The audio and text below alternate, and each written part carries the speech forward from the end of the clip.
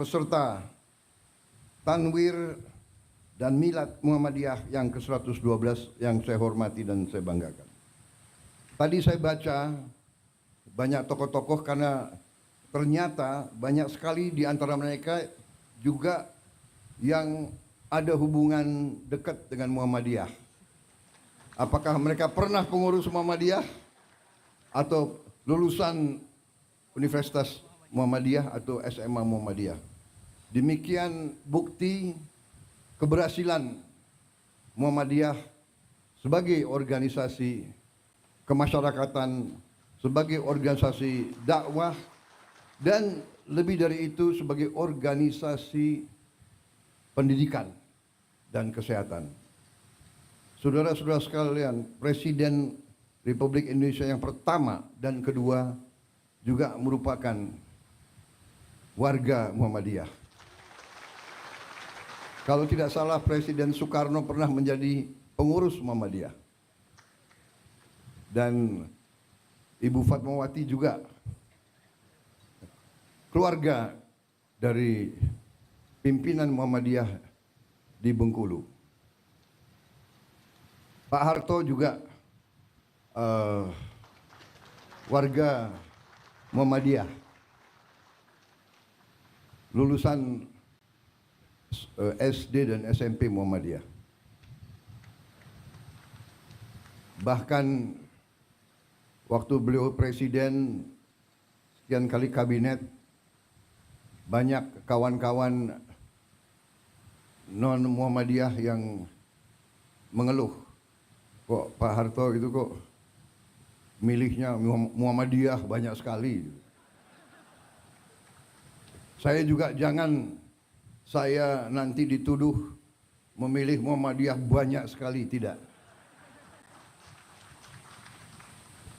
Karena mungkin karena keberhasilan Muhammadiyah mendidik, membesarkan kader-kader sehingga Muhammadiyah ada di mana-mana itu. Kalau saya undang partai untuk koalisi, saya minta calon-calon terbaik mereka ajukan nama-nama. Saya nggak tanya, ini Muhammadiyah atau bukan. Ternyata sudah dilantik, ada yang bisik-bisik, itu Muhammadiyah Pak. Hari ini saya hitung, ini Muhammadiyahnya.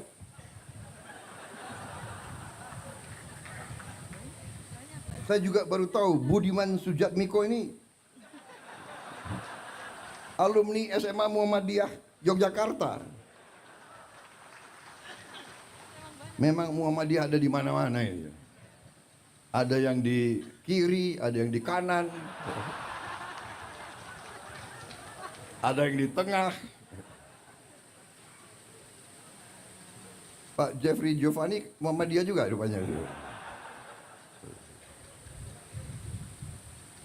Sponsor. Jadi ini Ketua Umum Muhammadiyah kreatif selalu mengundang tokoh dan pejabat, dan diumumkan baru saja groundbreaking rumah sakit. Waduh, ini PR lagi untuk aku. Tapi kita mendukung karena memang pendidikan dan kesehatan adalah kunci kebangkitan suatu bangsa. Jadi memang peran Muhammadiyah saya kira sangat tepat. Muhammadiyah kalau tidak salah hitungan terakhir memiliki 167 perguruan tinggi, 126 rumah sakit, 231 klinik, 5.345 sekolah dan madrasah, 440 pesantren, dan jaringan organisasi yang luas di dalam dan di luar negeri. Dan baru saja kalau tidak salah Muhammadiyah telah membeli suatu gedung di Spanyol, di Cordoba atau di mana? Madrid, di Madrid. Dan sedang dirubah menjadi masjid yang besar. Kalau tidak salah ini, luar biasa. Muhammadiyah luar biasa. Jadi tentunya kami juga di TNI tidak pernah lupa bahwa Panglima Besar TNI yang pertama adalah seorang kepala sekolah SMA Muhammadiyah Purwokerto. Berarti pengaruh Muhammadiyah juga selain dakwah, tapi juga menanamkan patriotisme, semangat cinta tanah air, dan melahirkan pemimpin-pemimpin yang luar biasa. Terus terang saja, Jenderal Besar Sudirman bukan lulusan akademi militer. Beliau tidak pernah ikut sesko dimanapun, tapi berhasil memimpin perang kemerdekaan dan menang. Dan kalau kita lihat ucapan-ucapan, perintah-perintah beliau, pidato-pidato beliau, kalau kita lihat sampai hari ini pun adalah ungkapan dan pemikiran seorang pemimpin militer yang tidak kalah dengan pemimpin militer terhebat di dunia sepanjang sejarah.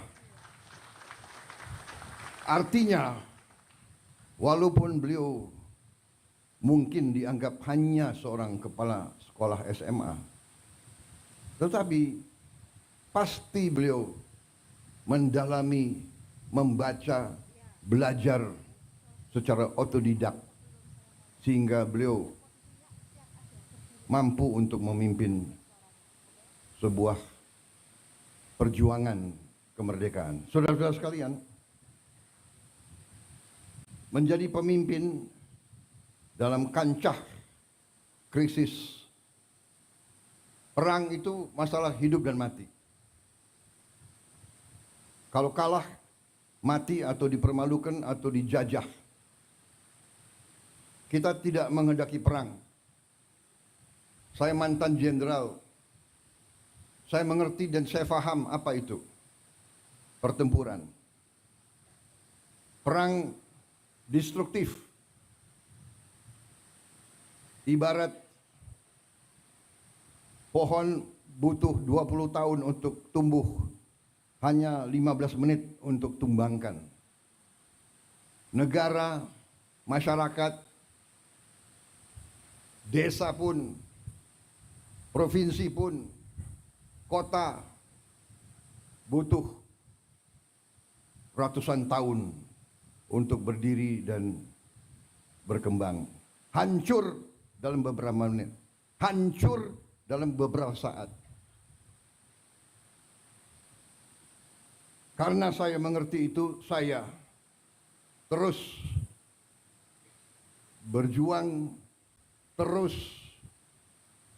memimpin dengan mengajak, mari kita belajar dari sejarah, mari kita waspada, mari kita galang persatuan, mari kita hindari perpecahan, mari kita hindari konflik. Saudara-saudara, ini situasi yang kita hadapi. Di tengah saya diundang di acara ini, saya ingin mengatakan bukan pengurus Muhammadiyah yang harus terima kasih saya hadir. Saya yang terima kasih karena saya merasa tidak hanya kehormatan, tapi saya merasa penting bagi saya untuk bisa bicara kepada tokoh-tokoh Muhammadiyah, kepada para guru, kepada para ustadz, kepada para ulama. Ustadz, guru, ulama adalah pendidik bangsa, adalah panutan rakyat, panutan masyarakat.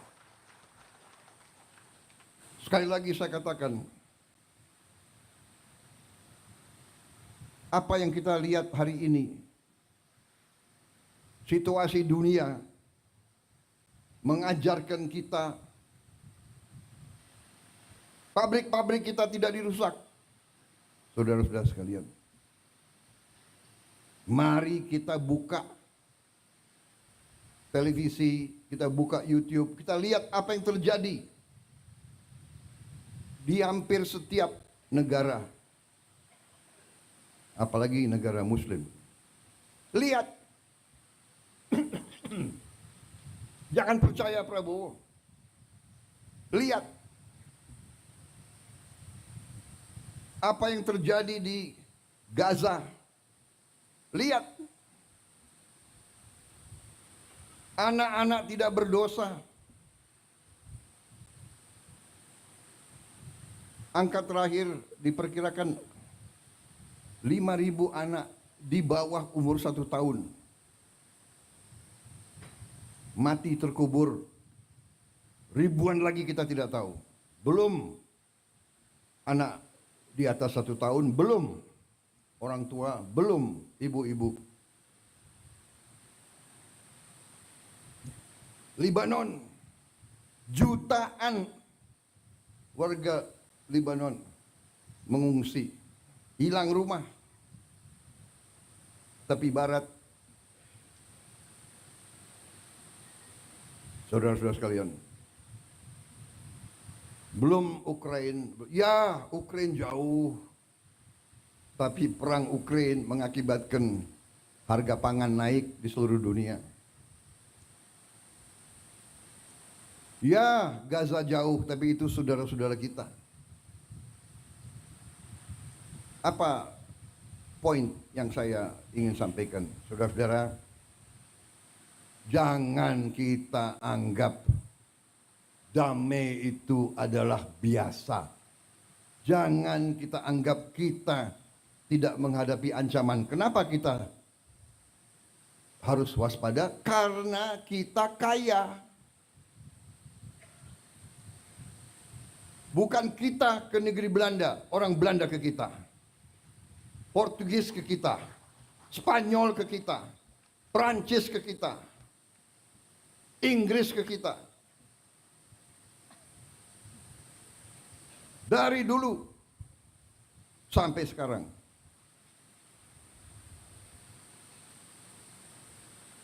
Saudara-saudara, saya kira pelajaran termasuk di semua agama, pelajaran agama Islam pun mengajarkan bahwa kita harus bertanggung jawab atas keselamatan kita sendiri, keselamatan keluarga kita, dan juga atas harta kita. Jadi saudara-saudara, dalam kondisi penuh ketidakpastian, di mana hitungan sekarang adalah di Eropa terjadi kurang lebih 17% kemungkinan perang nuklir. Ini pengamatan pakar-pakar di Eropa. Karena negara barat mengizinkan peluru-peluru jangka jauh, jarak jauh mereka menyerang Rusia. Rusia sekarang mengatakan dia boleh menyerang negara-negara barat menggunakan senjata-senjata yang paling mutakhir. Belum Timur Tengah, belum di Asia, Taiwan dan Korea Utara. Kalau tidak salah tadi malam pemerintah Korea Selatan menyatakan keadaan darurat. di Korea. Jadi saudara-saudara, marilah kita jangan terlalu lengah, jangan terlalu santai. Kita non-blok, kita tidak memihak, kita menghormati semua negara. Itu maunya kita. Tapi saudara-saudara, 40% dari seluruh perdagangan dunia lewat lautan Indonesia. 40% seluruh perdagangan seluruh dunia lewat perairan kita. 70% energi Tiongkok, Korea, dan Jepang lewat perairan Indonesia. Bisakah kira-kira kalau terjadi perang besar, bisakah kita tidak terseret? Untuk itu kita butuh kepemimpinan politik yang handal. Dan kepemimpinan politik yang saya maksud bukan kepemimpinan politik yang hanya dari pemerintah. Dan untuk itu perlu ada kerukunan, perlu ada jiwa besar dari semua kalangan. Kita banyak berbeda. Perbedaan itu baik dan wajar. Kita berbeda suku, kita berbeda agama, dan untuk itu saya ucapkan hormat saya kepada Muhammadiyah. Saudara buka lembaga-lembaga pendidikan tidak hanya kepada umat Islam, tapi buka untuk semua. Saudara telah memberi contoh dalam toleransi, dalam kehidupan inklusif, dalam kehidupan saling hormat menghormati, dalam kehidupan saling menjaga, saling mendukung. Ini sangat penting. Ini sangat penting. Ada pihak dari semua agama, dari semua ras dan semua suku yang selalu mengambil garis yang keras. Fanatisme, fanatisme agama, fanatisme suku, fanatisme ras, fanatisme budaya dan sebagainya. Justru ini yang melahirkan peperangan.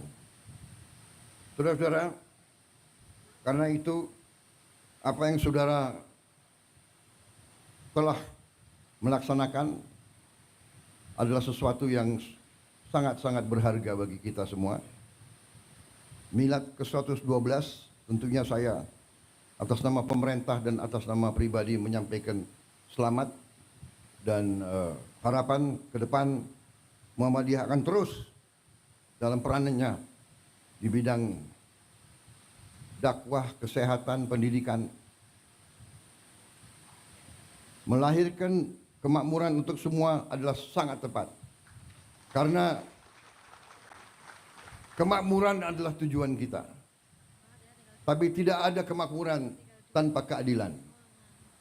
Saudara sekalian, saya terkesan suatu pemerintahan, suatu imperium, suatu peradaban Muslim yang cukup lama, hampir 600 tahun lebih, mendekati lebih mungkin 700 tahun, yaitu peradaban Osmaniyah yang berpusat di Turki, di Istanbul. Itu salah satu adik kuasa pada saatnya yang sangat berhasil. Ciri khasnya adalah dia memimpin suatu kekaisaran imperium yang multi etnis, yang toleran kepada semua agama, semua suku, ratusan suku yang berbeda-beda. Dan di situ ada sesuatu yang menarik bagi saya. Untuk memimpin ratusan tahun dan memimpin imperiumnya begitu luas, dia memiliki suatu akademi. Akademi gubernur. Akademi gubernur itu sebetulnya inti pelajarannya yang saya tarik itu satu paragraf yang bagi saya menarik. Dia ajarkan ke semua calon gubernur. Jadi bupati-bupati yang disiapkan jadi gubernur masuk ke akademi ini, dan pelajarannya sangat banyak tentunya, tapi ada satu yang sangat sederhana. Diajarkan di situ, tidak ada negara tanpa tentara yang kuat.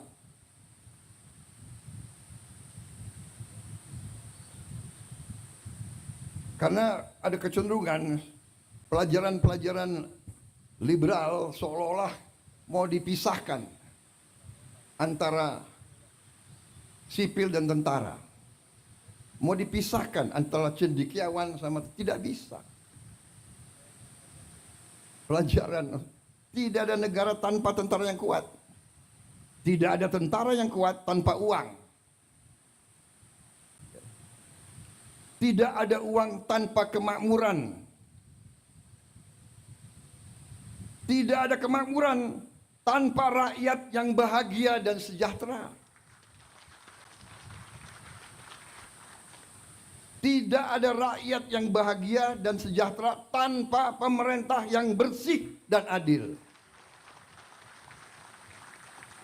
Ini benar sekali.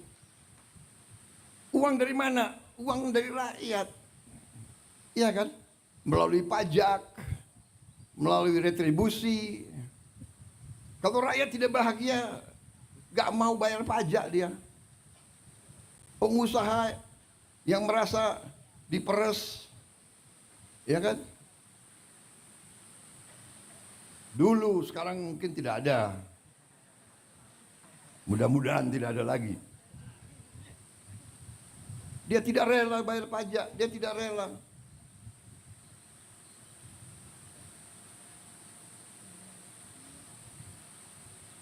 Jadi artinya dari pelajaran itu, kenapa tentara, dan ini tentunya dalam tentara berarti tentara, polisi, pemerintah ini harus kuat dan baik. Tapi tidak mungkin kalau uangnya tidak cukup. Uang tidak cukup, ya dia bisa bertindak. Kita diajarkan oleh senior-senior kita. Tentara yang tidak disiplin sangat berbahaya. Gerombolan. Tentara yang tidak setia kepada tuannya berbahaya. Siapa tuannya tentara? Tuannya tentara rakyat.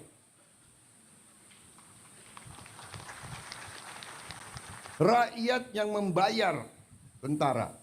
Sepatunya, kaos kakinya, bajunya, semua dari rakyat. Kalau rakyat itu tidak bahagia, tidak sejahtera, dan mereka tidak mungkin bahagia dan sejahtera kalau pemerintah itu tidak bersih dan tidak adil. Ini pelajaran saya kira, bukan kita nyontek, kita perlu belajar dari yang baik, yang berhasil. Dan setiap peradaban tentunya ada pasang, ada puncak, ada surut. Surut. Kenapa? Karena dihajar di mana-mana. Dan kalau kita jujur, di ujungnya memang pemerintahan mereka pun juga terjadi korupsi dan sebagainya. Satu hal yang kita belajar dari sejarah, pemerintah yang korup tidak bisa membawa kemakmuran kepada rakyat. Itu pelajaran. Itu pelajaran. Jadi saudara-saudara, marilah kita bersama-sama sesuai dengan tema yang saudara-saudara pilih. Marilah kita berjuang mencari kemakmuran. Supaya kita hilangkan kemiskinan, hilangkan kelaparan, hilangkan stunting. Saudara-saudara, saya telah mempelajari angka-angka mendalam. Sungguh luar biasa kekayaan kita. Sungguh luar biasa. Tapi kita koreksi diri, kita banyak yang terus terang saja kurang piawai, kurang handal untuk menjaga kekayaan kita.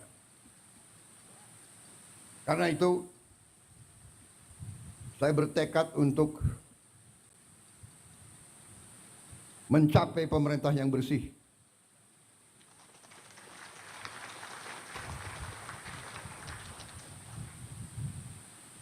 Dan ini tidak gampang. Ini sangat sulit. Bahkan saya tahu, saya ditertawakan, saya diejek. Tapi saya sudah biasa diejek. Mana mungkin menghilangkan korupsi di Indonesia? Mana mungkin menghilangkan kemiskinan? Mana mungkin menghilangkan kelaparan? Apa? Mau kasih makan bergizi. Hahaha, ketawa.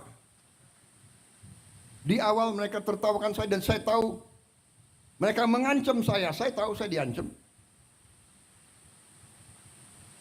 Nanti harga saham, harga indeks saham akan turun.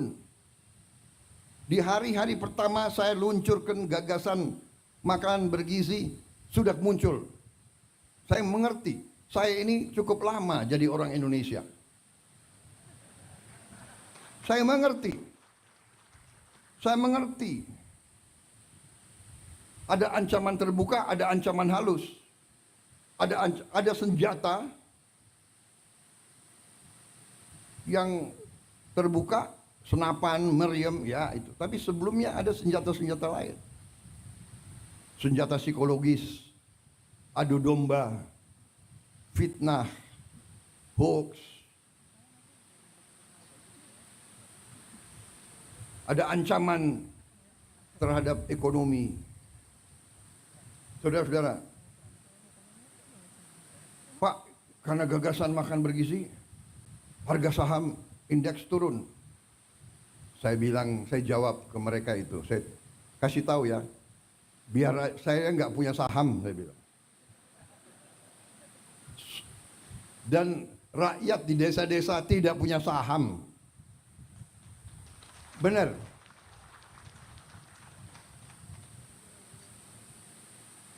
Kalau saham jatuh, iya, pemain-pemain bursa itu. Siapa yang main bursa di sini? Menteri-menteri, ayo ngaku. Fahri Hamzah kayaknya, yuk. Ada bukan orang kaya saja main saham, tahu nggak? Ada teman-teman saya ahli matematik. Dia mau pakai algoritma. Tapi saya lihat hidupnya stres. Tiap detik lihat TV, lihat apa itu? Wah, harga saham turun 0,0 sekian. Oh, panik dia. Hitung lagi. Aduh, hidup stres, aku enggak mau lah. Dan saya kasih tahu itu ya, main-main saham itu kalau orang kecil ya pasti kalah. Itu untuk orang kecil itu biasanya sama dengan judi itu. Yang menang yang bandar, yang besar, yang kuat, ya kan? Ini Pak Trenggono itu mantuk-mantuk. Jangan-jangan Pak Trenggono punya algoritma. Dia itu. Ada ahli matematik yang saking pinternya dia berani ke kasino.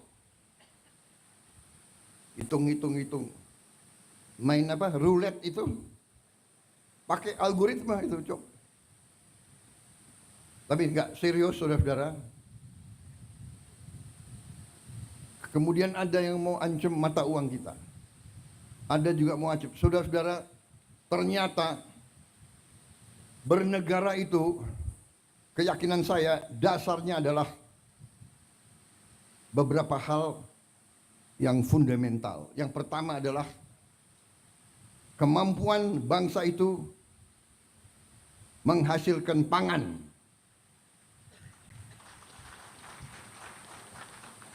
Karena itu kita hormati apa yang dilakukan oleh pemerintah sebelum saya. Semua pemerintah sebelum kita, dari Presiden Soekarno selanjutnya, punya jasa sampai kita berada di sini. Yuk kita hormati pemerintah Pak Jokowi. Saya bukan membela orang, terus terang aja. Untuk apa sekarang saya, apa itu istilah tentara, ngolor, menjilat, ya kan? Bukan saya bela-bela Pak Jokowi karena person, tidak. Saya mau katakan apa adanya.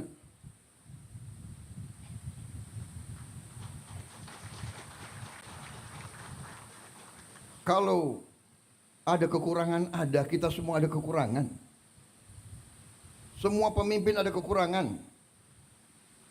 Jangan memfitnah, jangan menyerang. Kita semua punya kekurangan. Mau buka-bukaan, yang gak enak. Kita diajarkan nenek moyang kita, orang tua kita, mikul duwur mendem jeruk. Orang tua hormati yang baik. Kita sebagai yang muda berani juga ngoreksi. Tapi ngoreksinya dengan cara yang baik, yang sopan. Saya kira itu ajaran ustadz-ustadz saya. Saya bukan orang yang terlalu baik. Agama saya akui di depan Muhammadiyah. Aku akui. Tapi saya ingat ajaran ustadz-ustadz saya. Tidak boleh dendam, tidak boleh maki-maki, ya kan? Tidak boleh sakit hati, tidak boleh benci. Tuhan aja memaafkan kok. Manusia meneruskan permusuhan. Saya ini dikalahkan oleh Pak Jokowi. Dan menteri-menteri saya banyak yang ikut mengalahkan saya.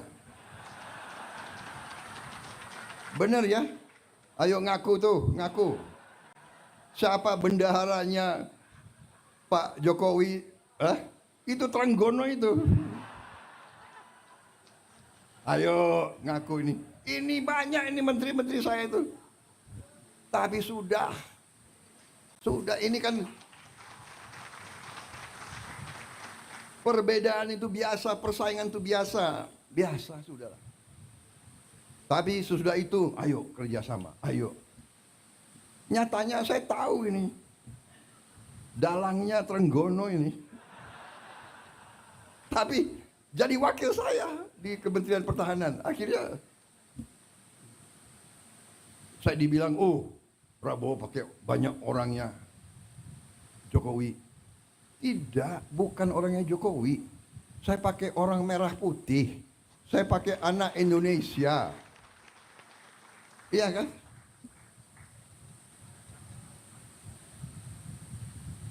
Saya ada juga yang Menko Polkam saya juga kan bukan orang Gerindra.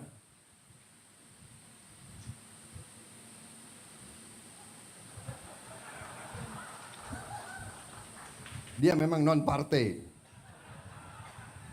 Tapi saya ambil satu. Yang saya ambil, saya yakin di dalam hatinya semua itu cinta merah putih, cinta tanah air. Jadi tidak ada masalah. Di pilkada ada yang menang, ada yang kalah, sudah, ya kan?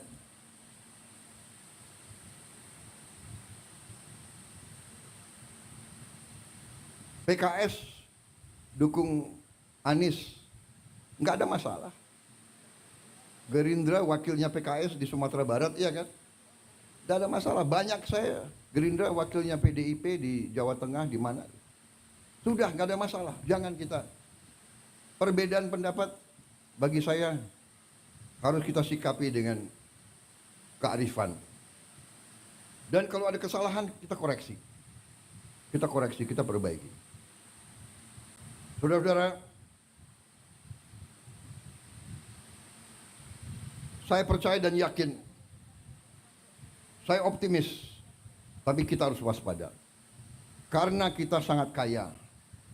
Kita menguasai mineral-mineral yang sangat strategis yang dibutuhkan oleh banyak negara.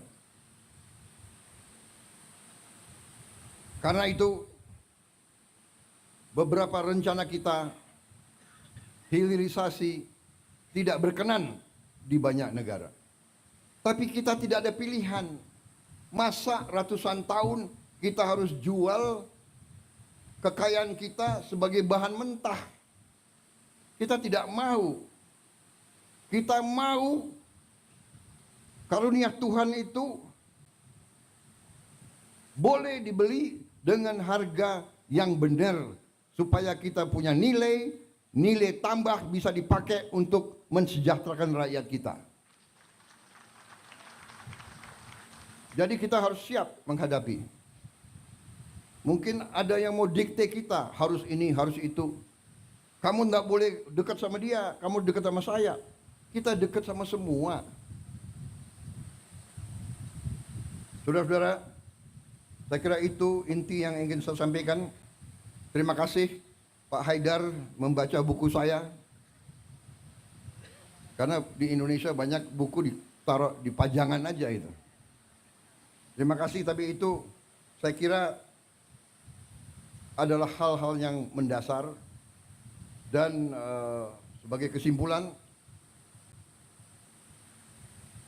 ternyata setelah saya keliling ke luar negeri, hadir KTT APEC, hadir KTT G20, tema di G20, tema di APEC, terutama di G20, temanya apa?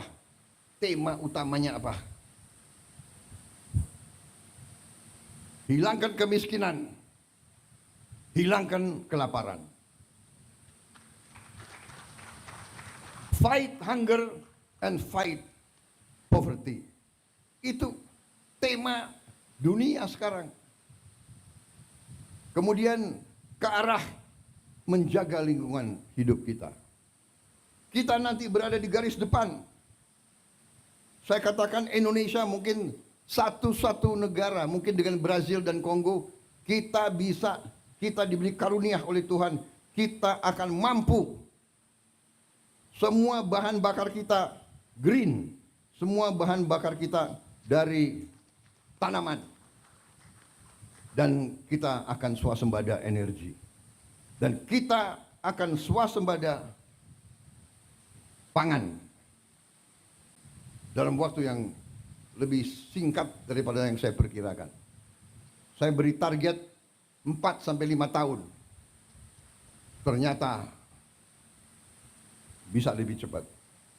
Dan saya percaya dan saya yakin NTT tadi kita robah dari hanya laporan gubernur hanya 300.000 hektar yang sekarang bisa diairi, potensi 4 juta hektar, luar biasa. Dan ini bisa dan ini akan kita kerjakan.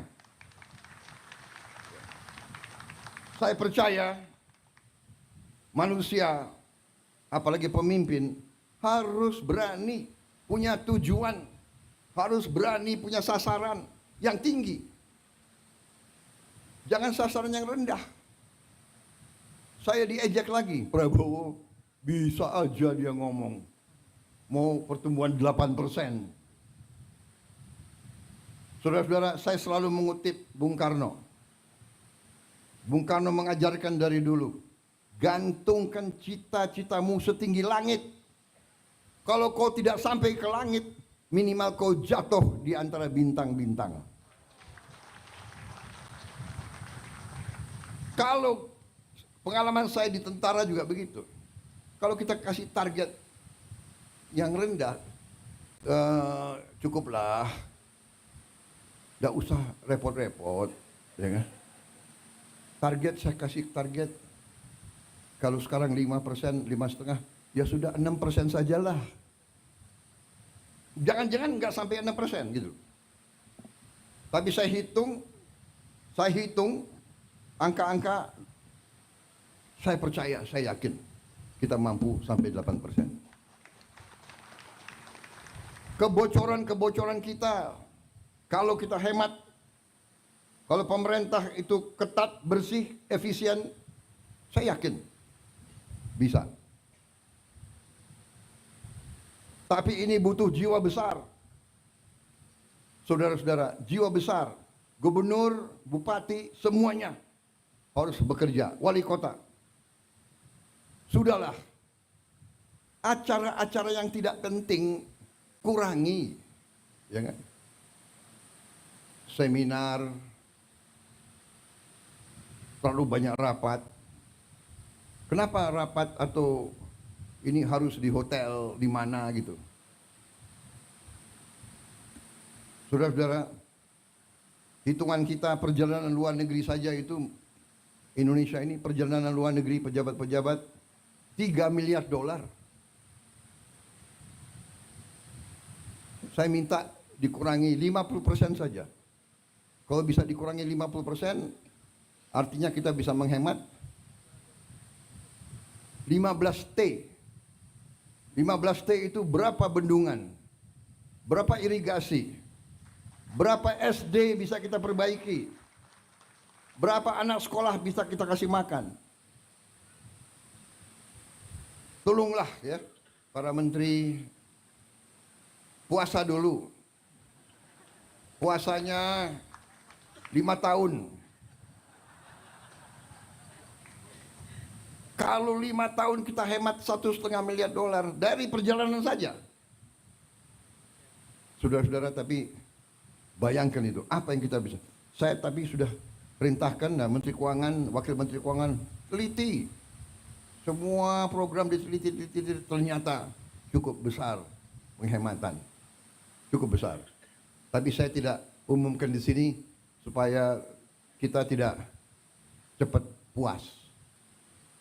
Jadi saya mohon juga para gubernur terpilih, bupati terpilih, ya, ketat, efisien, kurangi yang bersifat tidak kritis, kritis untuk kepentingan rakyat, kritis kepentingan langsung. Nggak usah terlalu banyak seminar, kita sudah tahu kesulitan rakyat, iya kan? Sudah tahu, Bapak.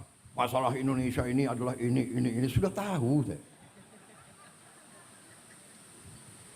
Kita ini tidak punya satu data, datanya banyak, saya tahu. Banyak peraturan undang-undang bertabrakan, saya tahu. Solusinya bagaimana? Ya. Menteri Perumahan Rakyat, di sini diwakili wakil menteri, ya kan? Rakyat miskin, rakyat muda yang masih muda butuh rumah yang terjangkau.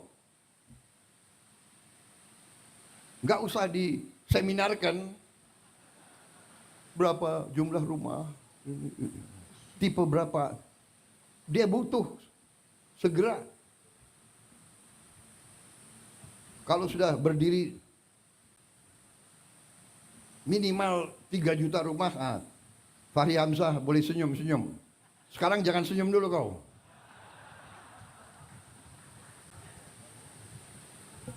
Terima kasih saudara-saudara. Sekali lagi selamat. Terima kasih semua tokoh Muhammadiyah. Mari kita bersama-sama dengan semua komponen lain, semua organisasi lain. Banyak perbedaan, tapi carilah titik-titik persamaan untuk bangsa dan negara.